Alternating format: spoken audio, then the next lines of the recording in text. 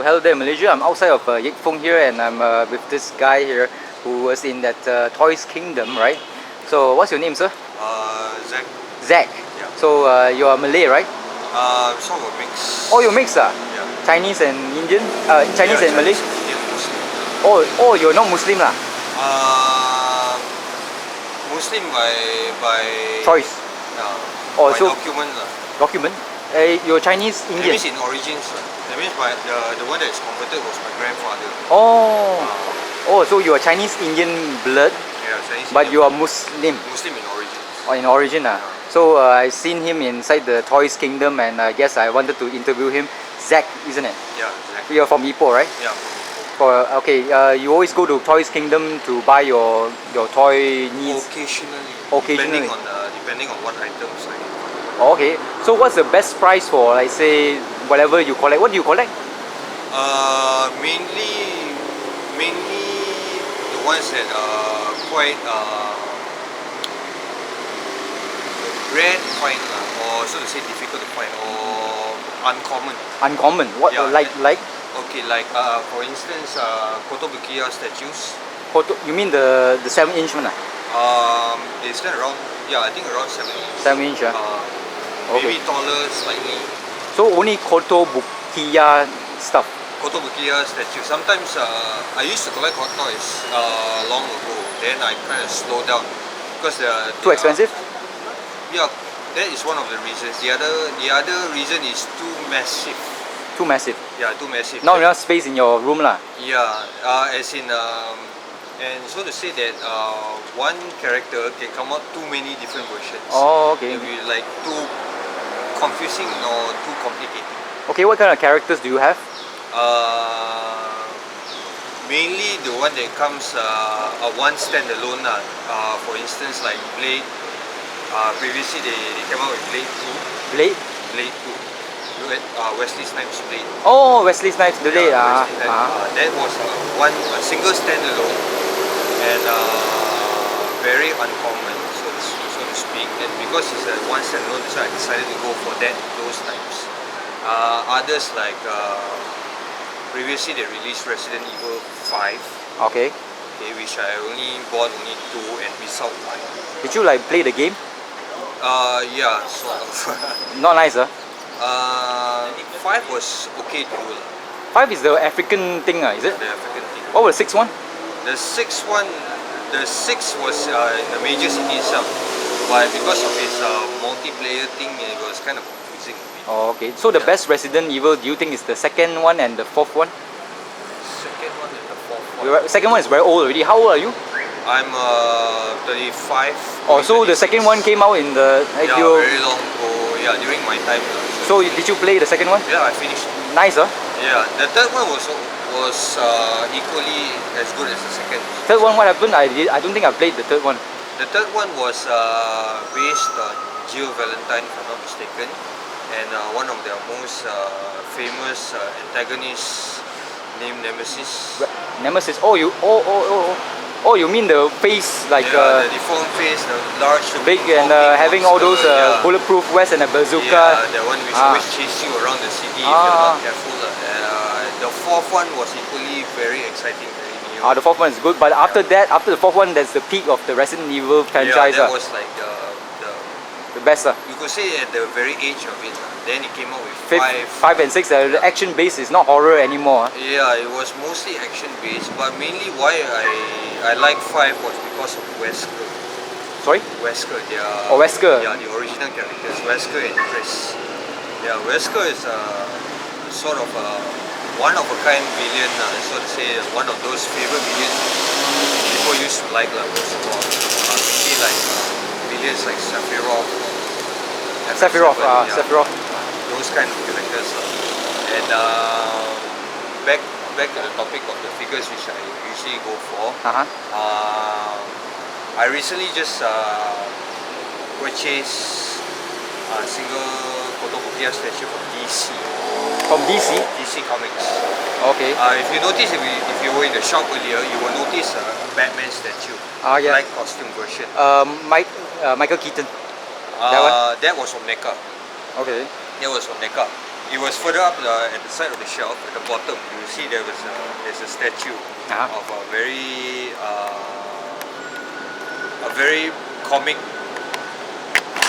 comic-like pose of Batman, and that one is a shoot-buy item, for Batman collectors. Should-buy item for comic book. Oh, okay. So you wanted to buy it, but you didn't buy lah. I bought it. Oh, you bought it already. I bought it. Plus, the one at the box at the bottom, which was Superman for Tomorrow version. If you happen to be a comic enthusiast, I'm sure you have heard of the name Jim Lee. Huh? Jim Lee, yeah. He draws impossibly pretty girls, supermodel proportions. Yeah, especially he's very well known for his X-Men. Yeah. Yeah. So these two statues were based on his artwork. The Batman black costume artwork and the Superman for Tomorrow, especially the Superman statue. If you would take a footage of that, you will see how incredibly detailed it is. So it's very, very detailed, like Jim Lee's. Very detailed. Very detailed. And very sought after. So are you still collecting? Have you ever collected comics? I used to. But I stopped long ago. Because it's not a good investment, huh? Yeah, so to say, not a good investment was one thing, but because titles were running out of creativity, a lot of titles, they were not as good as before lah. Although they're quite interesting now, but not as good as before.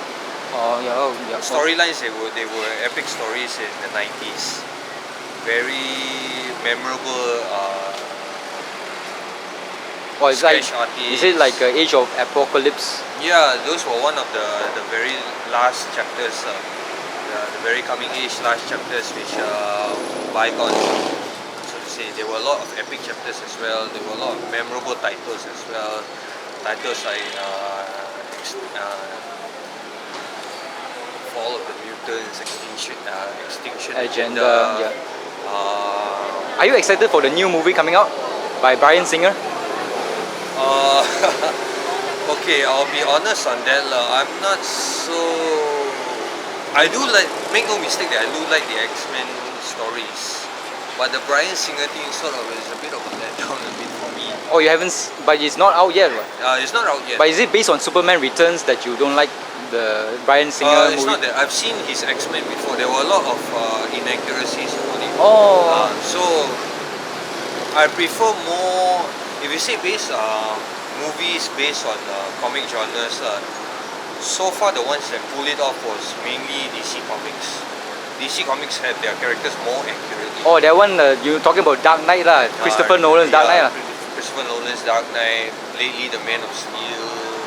Man of Steel, you like Man of Steel lah? A lot of people don't like Man of Steel. Yeah, a lot of people don't like, but mainly because his costume was a lot improved. It's a more realistic, the rape spandex is not outside. Yeah, that was one, and more alien-like, so to say. Okay, what about Green Lantern? It sucks ass, right? Green Lantern? Yeah, Green Lantern was sort of a letdown because of the actor-wise. Actor? The story, I think the story was boring. Yeah, the story also was not so catchy. Yeah, wasn't so catchy, but I would say it's pretty on the average, but still Batman was a lot on a higher scale. Man of Steel, I know what was the disappointment. A lot of people find it disappointing, but for me it's not so much of a disappointment. Okay. The part where he snapped General Zod's head. He's not supposed to kill people, right? Yeah, but then, if you really study Superman's history, he did kill Zod. Oh, really? In the comic books. Oh. He did kill Zod on 2 occasions, and Christopher Reeve's original story in Superman 2, he also killed Zod as well. Oh, okay. Yeah, but only not in a physical wise. But by dropping him into the pit, he's really known as killing him as well. Didn't he put him inside the psycho? Yeah, at first they reversed his powers to human. They sort of took away his powers in the chamber.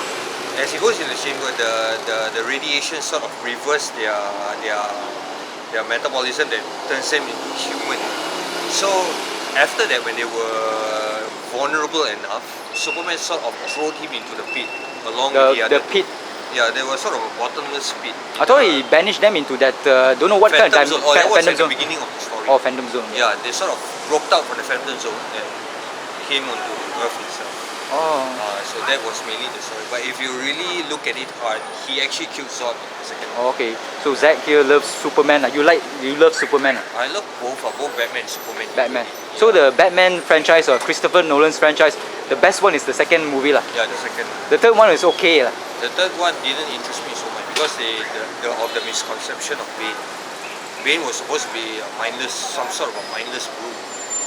Well, he's kind of smart, I think. Yeah, he's not supposed to be that kind of smart.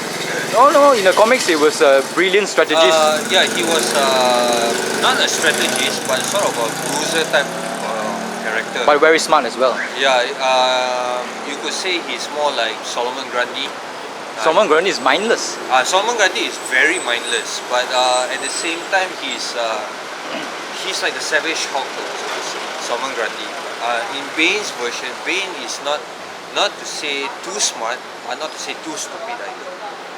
Okay, but I get a feeling when I watch when I read the comics, Bane is a smart guy. Yeah, he's a very smart guy. Yeah, he's sort of a smart guy, but he's more of like the Venom type of character. Oh, okay. He's supposed to. Because he gets angry because of the Venom, he loses his mind, and that's why he loses his smart. If you read Marvel Comics Venom, you will see there are a lot of similar traits between Bane and Venom. So Bane is supposed to be portrayed more to the Venom kind of character, but the one that's played in the movie is sort of the Joker. Joker. It's more as much as intelligent as the Joker itself. So I didn't quite agree on that. Although the brains behind the whole thing was Talia al Ghul. Talia al Ghul. That's quite a letdown actually. Yeah, I think was also a letdown. they should not have said that this Talia al Ghul's idea. You should have made it Bane's idea to make him more awesome. But I wouldn't say it's that wrong because Talia al Ghul is sort of a tactical genius. Yeah, but she died, something like that. She died something like she's that. not dead in the comics, right? Yeah, she's not dead in the comic. As a matter of fact, Damian Wayne came from that. Yeah, Damian's dead also. Damian currently is dead, but he's sort of alive. Okay. Damian Wayne is the product of Batman, Bruce Wayne and Talia al Ghul's fucking around. Then they got the their prodigy, the progeny. Child. Then he died, and don't know whether he's dead or not. Because in comics, if you're dead, that means you are more likely to come back because of fan base. Most probably he was brought back to life because of fan base. So he's alive, kinda. Kind of, and based on what I've seen on Facebook feeds, a lot of people didn't like. Didn't like him. Didn't like the plot that's written so far from the comic books. Same goes for the new 52 also. Sorry? The new 52. Oh, 52. Oh, okay. That's created by the whole of the character redesigning was by Jim Lee itself. Wildstorm. And a lot of people are pissed off. Pissed off of the new 52 timeline. Oh yeah. Because basically new 52 was a product based right after Flashpoint. The Flashpoint storyline. Which was a very good storyline by the way. Right after Flashpoint was finished, time had sort of altered and new 52 came in. Sorry. That was pretty cool. Girls.